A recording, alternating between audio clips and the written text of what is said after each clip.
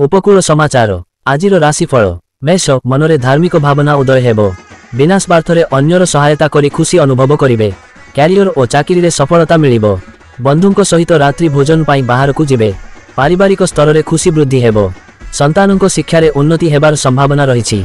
व्यवसाय रे आशाजनक फल पाइबे। वृष आपणको आखपाखरे सुखद और मधुर वातावरण रहिबो। घरे पुण्य कार्य करि पारंती। कार्यक्षेत्र रे प्रगति देखिबाकू मिलिबो। कौनसी काम रे दूरस्थान को यात्रा करि पारंती। नुआ काम रे आपणको भाग्यर सहयोग मिलिबो। क्यारियर रे नुआ कीर्तिमान स्थापित करिवे। संध्यारे परिवार सहित अधिक समय अतिबाहित करिवे। मिथुन आपणको मनरे विभिन्न प्रकार चिंता उत्पन्न हेबो। प्रत्येक काम विवेकर सह करंतु। आर्थिक स्थिति रे सुधार आसिबो। प्रेम संबंधी कौनसी मनोकामना पूर्ण हेबो। नुआ व्यवसाय आरंभ करिबा लागि दिनटी भलो। साहित्य और प्रयुक्ति क्षेत्र रे थिबा व्यक्तिंको लागि दिनटी अनुकूल। जीवन साथी आपणको भावना को सम्मान करिवे। कर्कट आज आपण किछि करिबा लागि दिनटी भलो रहिबो। अचानक धनलाभ हेबो। सरकारी चाकरियांकु खुशी खबर मिलिबो। पारिवारिक संबंध मजबूत हेबो। परीक्षा रे सफलता मिलिबार संभावना रहिछि। बंधु सहयोग रे स्थगित काम संपूर्ण होइजिबो। जमी व्यवसायींको लागि दिनटी लाभप्रद। शिक्षार्थींकर लेखापढ़ा रे मन लागिबो। सिंह धार्मिक आयोजन रे आपणकु सेवा करिबार अवसर मिलिबो। व्यवसाय रे मनप्राण ढारी काम करिवे एवं यथेष्ट लाभ पाइबे। ऑफिस रे कौनसी खुशी खबर मिलिबो। अन्य राज्य रे व्यापार करिबाकू चाहुथिबा व्यक्ति किछि दिन अपेक्षा करि जांतु। स्वास्थ्य रे समस्या उत्पन्न होई पारे। खाद्य पानीय नै सजग रुहंतु। कन्या आज आपण कष्ट मने हेउथिबा कार्य सहजरे करि पारिबे। विभिन्न प्रकार लोकंक सहित मिसिबे। कौनसी बड़ लेनदेन करि पारंती। प्रेम आलापरे सतेजता अनुभव करिवे। गणमाध्यम क्षेत्र रे थिबा व्यक्ति व्यस्त रहिबे। सठिक तर्क बଳରେ काहारिकु भी सहमत कराइ नेबे।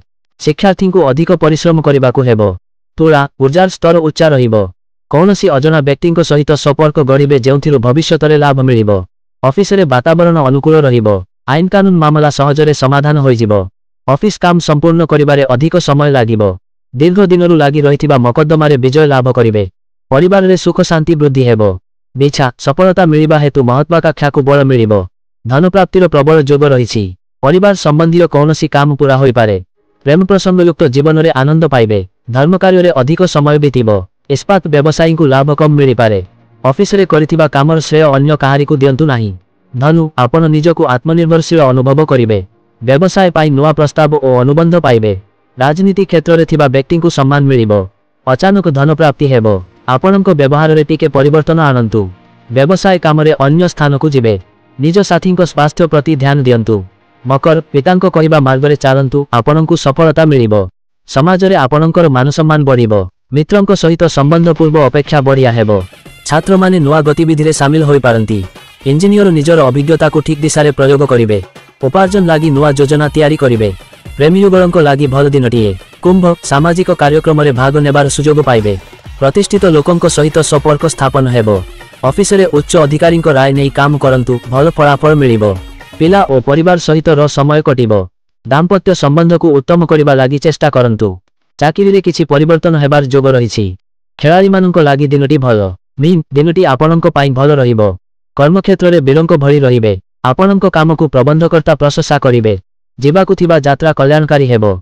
व्यवसाय रु प्रचुर लाभ मिलिबो। व्यवसाय रे पुंजी निवेश करंतु। लाभ हेबो। बिना कारण रे काहारी कथा रे दखल दियंतु नाही। कला क्षेत्र रे थिबा व्यक्ति को सम्मान मिलिबो। उपकूल समाचार वंदे उत्कल जननी।